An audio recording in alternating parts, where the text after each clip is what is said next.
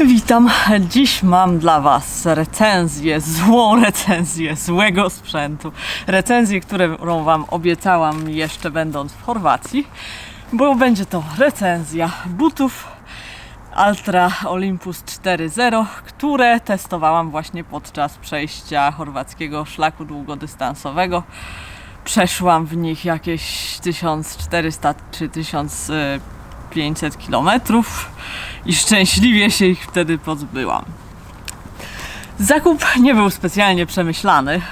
Kupiłam je w zimie, wróciwszy ze Szwecji w śniegowcach i po prostu już nie mogłam nich wytrzymać, więc stwierdziłam, że to jest doskonały pretekst, żeby wypróbować coś nowego, bo Altry używam od wielu lat. Wszystkie swoje długie dystanse przeszłam w Altrach, tylko że zawsze były to Lone Peaki. Model Lone Peak 4.0 to jest mój ulubiony.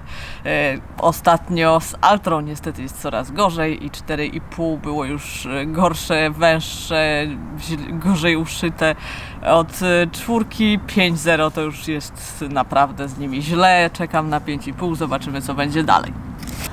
Ale wróćmy do Olympusów. Co z nimi jest nie tak? Wszystko jest z nimi nie tak, choć na pozór wyglądają dość normalnie. Buty do biegania, zero drop, czyli bez obcasa, choć wyglądają od razu jakby miały obcas, ale nie mają. Szeroki footbox, dużo miejsca na palce. Ale właśnie, one tylko wyglądają. Altra ostatnio stara się przypodobać mainstreamowi, bo jakby w tym świecie modowym buty są jak najwęższe, obcasy jak najwyższe, buty ostatnio właśnie jak najszersze w pięcie i to właśnie zrobiła Altra. Projektant tych butów moim zdaniem w ogóle nigdy nie biegał, nigdy nie był na szlaku, raczej był kompletnym idiotą. A ja musiałam przez to cierpieć przez 1500 kilometrów. Te buty, jak widzicie, są jakieś takie wielkie. Ogromna pięta, ogromna podeszwa. Wiadomo, że od razu przez to są cięższe. Ważą aż 622 gramy para. Przy Lone Peakach to jest prawie 100 gramów różnicy. Tamte ważą 534 gramy. Ten sam rozmiar 42 męski. Nie noszę nigdy damskich, bo są wąskie i niewygodne. Ale Olympusy okazały się trochę większe od tamtych Lone Peaków, więc może nie jest aż tak wielka ta różnica, ale jednak jest to bardzo odczuwalne na stopach. Te buty są bardzo ciężkie.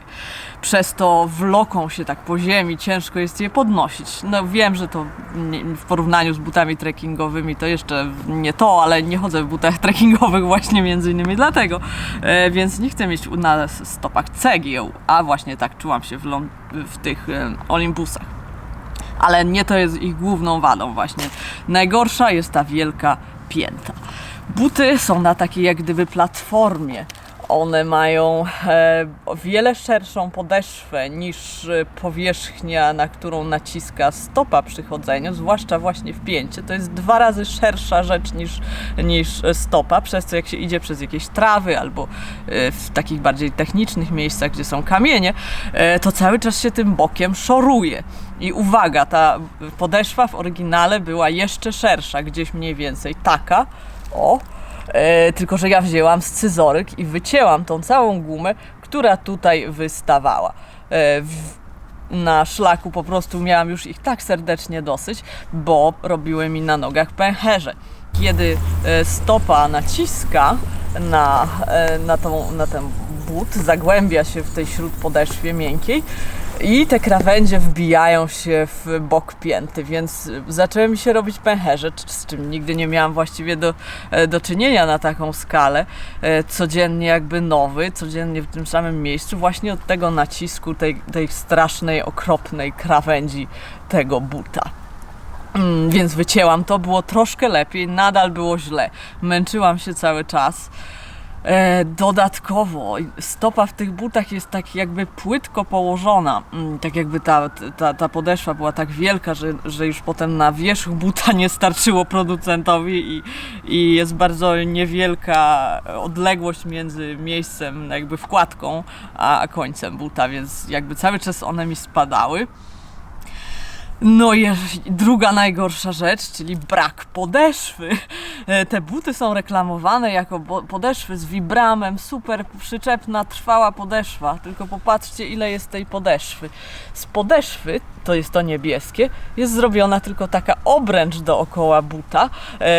A ponieważ te buty są tak szerokie i ta podeszwa wystaje, to ta obręcz nie jest w ogóle pod stopą. To wszystko, co mamy pod stopą, to jest śródpodeszwa. Te buty nie mają podeszwy. Ponieważ te buty były takie ciężkie i jedną z cięższych rzeczy w butach jest podeszwa, producent doszedł do wniosku, że nie będzie w ogóle dawał podeszwy i podeszwa będzie zrobiona ze śródpodeszwy. To jest ta pianka amortyzująca, pianka Ewa, która jest miękka i właśnie służy do tego, żeby była miękka, a nie do tego, żeby stanowiła powierzchnię poślizgu w butach. Także ta pianka miała też takie wypustki, jak są w butach, ale ona się natychmiast starła, wyjechane jest to do zera. Na szczęście na tych skałach wapiennych nie było aż tak ślisko, jak się spodziewałam. No ale brak mi słów, co można mieć w głowie, robiąc takie buty. Więc one się szybko dosyć zdarły. Ta pianka miała być, ta warstwa pianki miała być grubsza niż w Longpeakach, niby miały być jakieś super amortyzowane. No nie, niby są, może i ta pianka jest grubsza, ale przecież nie ma pod nią podeszwy, więc wychodzi na to samo. Były takie same pod tym względem jak Longpeaki. Jak na nie patrzę, robi mi się słabo. Poza tym wszystko było w nich normalnie. Ta siateczka oddychała. Przód w tym takim toe bumperze, tym elemencie wystającym gumowym, który chroni przed walnięciem stopą w jakąś skałę, odkleił się, jak to zawsze w Altrach, to nie jest żaden problem, nie mam o to pretensji. Te buty mają też gaiter trap do stóp tutów, biegowych, które się zakłada, żeby nie wpadały kamyki, ale ponieważ tu walnęli tyle gumy, to ten gaiter trap jest bardzo wysoko ułożony, także stóp tuty zaczynają się dopiero wysoko na kostce, też bez sensu. Ale jakoś to przeżyłam. Wkładka była w miarę normalna, musiałam ją wyjąć, żeby móc mieć stopę trochę głębiej w tych butach, bo tak jak mówiłam, płynęłam jakby na powierzchni. No. I to tyle. Naprawdę nie polecam wam tych butów, są okropnie niewygodne. Pęcherze są gwarantowane właśnie na krawędziach stopy. Trzeba by było je całe oberżnąć, żeby nabrały sensu, ale bardziej sensowne można kupić buty, nie mając w ogóle nic do czynienia z tymi. Dzięki za uwagę. Uważajcie, wybierając buty. Obejrzyjcie je sobie dokładnie. Pozdrowienia. Do następnego razu.